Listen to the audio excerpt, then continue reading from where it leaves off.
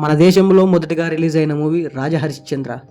కానీ మన ఇండియన్ లాంగ్వేజ్లలో ఏ మూవీ మొదటిగా రిలీజ్ అయిందో మనం ఇప్పుడు తెలుసుకుందాం. మన తెలుగులో భక్త ప్రహ్లాద 1931లో రిలీజ్ అయింది. హిందీ అలం అరా 1931లో రిలీజ్ అయింది. మరాఠీ శ్రీ పండలిక్ 1912లో రిలీజ్ అయింది.